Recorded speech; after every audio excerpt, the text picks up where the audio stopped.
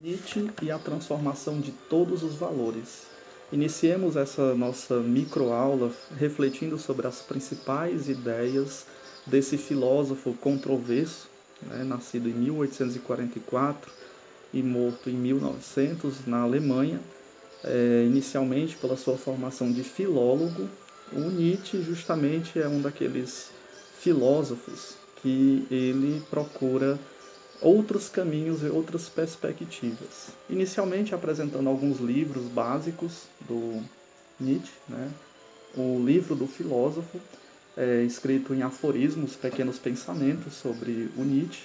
Nós temos também esse comentador falando do Nietzsche e a transformação de todos os valores.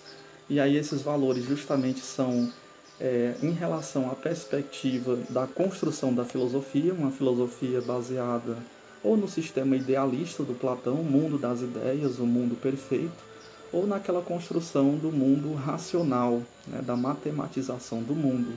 E o Nietzsche, inserido no seu tempo, num espaço de transformações, começa a perceber que essa racionalização e essa matematização do mundo não trouxe apenas benefícios para os homens, mas também trouxe pontos de reflexão e infelicidade em muitos casos. A filosofia de Nietzsche é amparada a partir da filosofia de Schopenhauer, ao estabelecer que existe uma vontade, e essa vontade é que orienta o ser humano, mas essa vontade é irracional. Nós não temos pleno acerto racional sobre essa vontade, é uma vontade que vai para além dos parâmetros racionais, e também amparado na filosofia do Kierkegaard, o filósofo da angústia. Só porque o Kierkegaard, justamente ao evidenciar que tudo que orienta a nossa vida não é pautado por uma racionalidade precisa, e nós podemos justamente chegar a momentos de acaso ou de desespero por vários fatores da vida, nós caracterizaríamos um filósofo que tem uma visão pessimista do mundo. E essa não é a intencionalidade do filósofo Nietzsche, tendo em vista que ele tem uma visão positiva do mundo, e daquilo que o cerca, sempre valorizando a sensibilidade e a criatividade. Ao dizer, por exemplo, que os filósofos, numa interpretação, que os filósofos mataram a filosofia, como Sócrates, por exemplo, no plano das ideias, amparado pelo pensamento do Platão, ou Aristóteles, ou então desde os pré-socráticos, que propõem uma ciência investigativa, o rompimento com o mito. Nós não podemos nos esquecer que os próprios filósofos, eles não se desvincularam de mitos. Não é à toa que o Platão ele escreve o mito da caverna e também o Anel de Giges, dentre outros mitos, no livro A República. Só porque esses mitos eles têm uma intencionalidade, e sempre a intencionalidade é levar o sujeito que lê essas narrativas para o plano das ideias, ou mundo das perfeições, o mundo da perfeição, o mundo ideal, como dizia o Platão. Mesmo no Anel de Giges, onde o camponês encontra no buraco, na fenda da terra, no seu campo, encontra aquele anel, e ele vai para uma festividade, para um encontro solene na cidade com esse anel que ele encontrou. A reflexão do Platão justamente desse anel mágico, e aí nós temos o apelo ao mito, o anel que dá invisibilidade. Nós percebemos que a intencionalidade é justamente provocar, perguntar o que é o bem, o que é o justo, o que é que a sociedade ela impõe e nós naturalizamos e não questionamos. Já o Nietzsche, por exemplo, ele valoriza o plano irracional. É interessante uma das frases dele, eu encontrei em todas as coisas esta certeza feliz.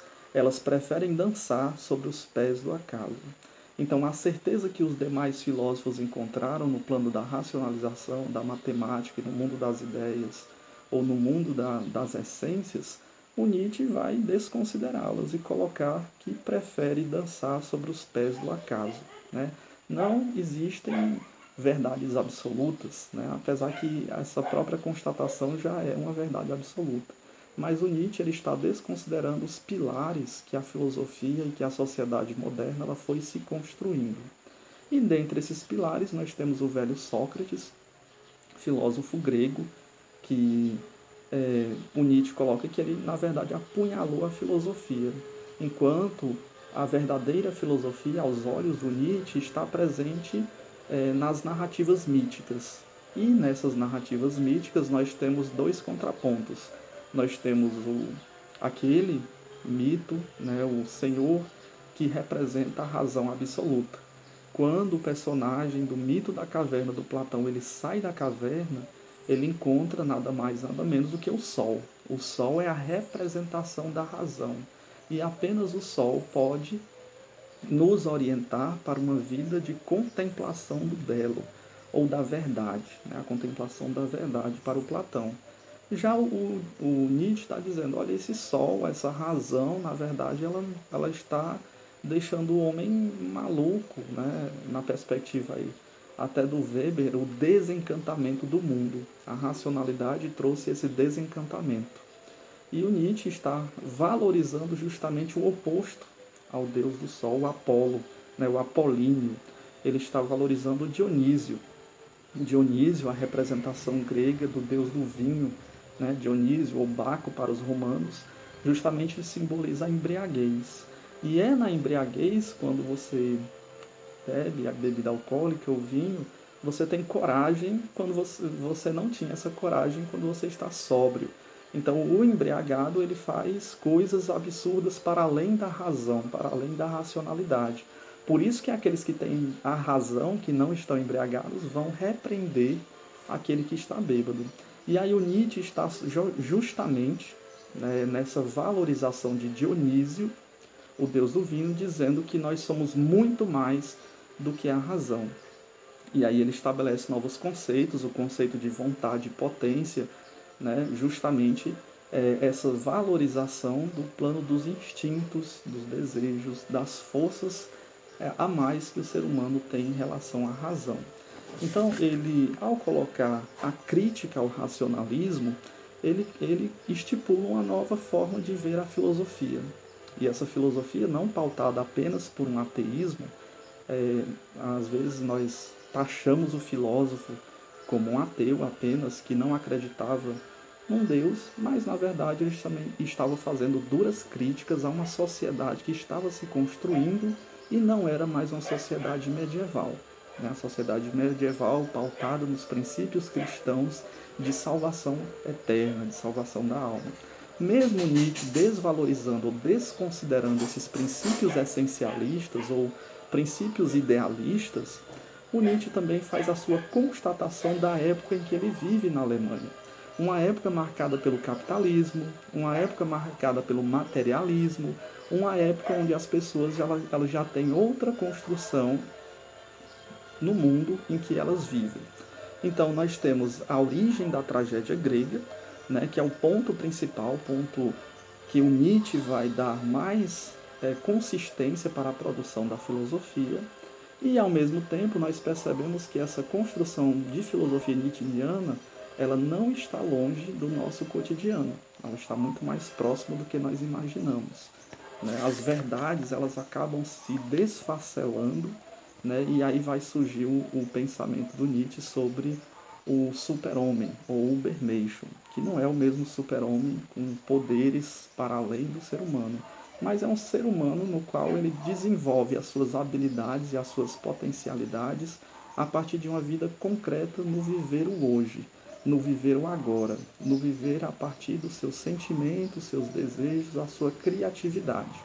E por último, nós pontuamos a relação do Nietzsche em relação à música. Nós temos aí o Pitágoras, o pai da matemática, que justamente por meio de contemplação dos números, ele adorava e valorizava muito a música, vendo a simetria das notas a partir quando se esticava as cordas musicais. Já o Nietzsche, ele vê a irracionalidade como ponto central. Sem a música, para o Nietzsche, a vida seria um erro, porque a música, justamente, ela desperta outros sentimentos, ela desperta aspectos que vão para além do plano racional. E assim, ele vai desconfigurando e descortinando uma nova forma de se ver ou de se fazer a filosofia nas épocas que nós chamamos de filosofia contemporânea.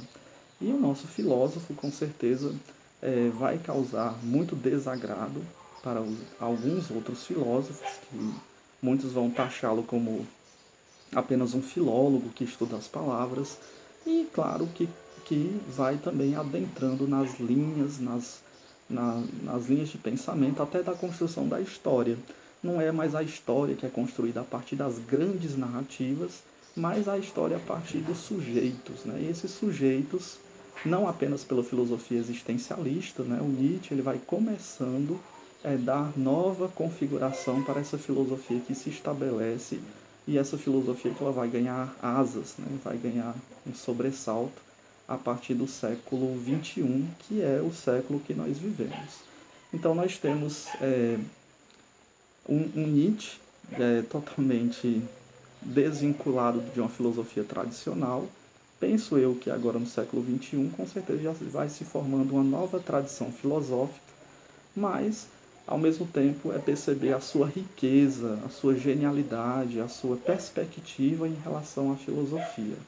Não taxá-lo apenas como as grandes frases que causam absurdo, por exemplo, mas também perceber a sua grande contribuição no plano de valorização do sujeito imbuído, imerso nesse mundo conturbado, nesse mundo material, nesse mundo em que vivemos, percebendo também que a nossa criatividade, o nosso senso de criatividade, ela deve ser explorada. Né? Se fala muito em educação na, na escola que valorize o todo, não apenas o plano racional. E o Nietzsche, ele, com certeza, ele também nos ajuda a refletirmos sobre o processo educacional que abranja diversas outras possibilidades de conhecimento para que possamos entender o mundo em que vivemos.